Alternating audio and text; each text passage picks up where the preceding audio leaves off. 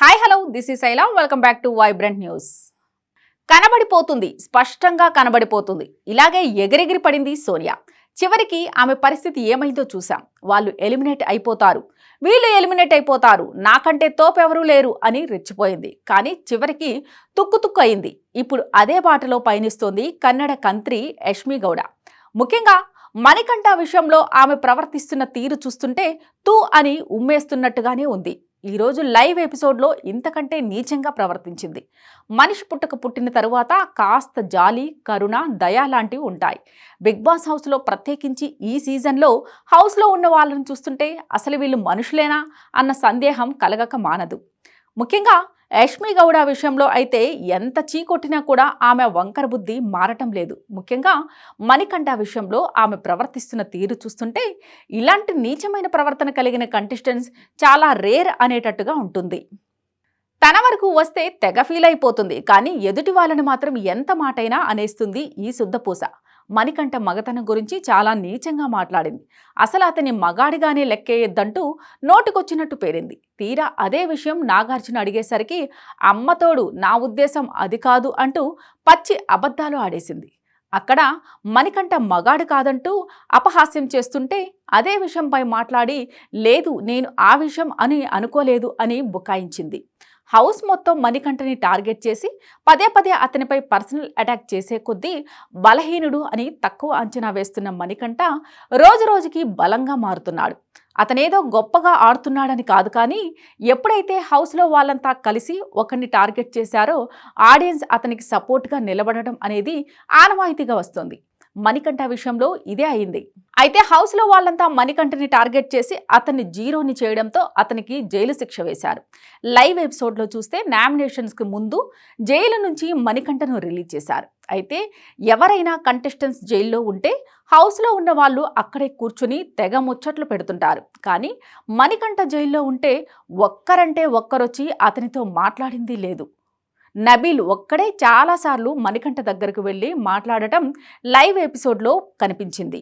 కనీసం తనకి అన్నం కావాలని చాలాసార్లు అడిగితే అప్పుడు చీఫ్గా ఉన్న సీత వచ్చి అన్నం పెట్టింది. ఆ తర్వాత మణికంఠను జైలు నుంచి రిలీజ్ చేయమని బిగ్ బాస్ నుంచి అనౌన్స్మెంట్ రావడంతో హమ్మయ్య అని అనుకున్నాడు మణికంఠ.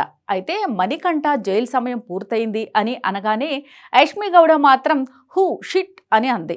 వాడు ఇంకో గంట జైల్లో ఎక్కువ ఉంటే నేను హ్యాపీగా ఫీల్ అవుతా అని తన వంకర బుద్ధి చూపించింది. ఇక పృథ్వీ అయితే వీడు 10 ఏళ్లు జైలు శిక్ష అనుభవించి వస్తున్నాడు మరి అని హేళన చేస్తుంటే రా పృథ్వీ పాపంరా అని అంది సీత. దాంతో పృథ్వీ అన్న జైలు నుంచి రిలీజ్ అవుతున్నాడు, అన్న మనీ డాన్ అంటూ హేళన చేశాడు.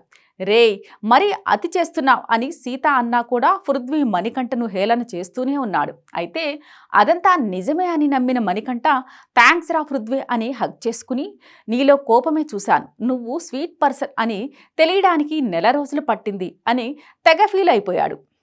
అసలు నిజం ఏంటంటే అదంతా పృథ్వీ హేళనగా చేశాడు. ఇదంతా లైవ్ ఎపిసోడ్లో కనిపించింది.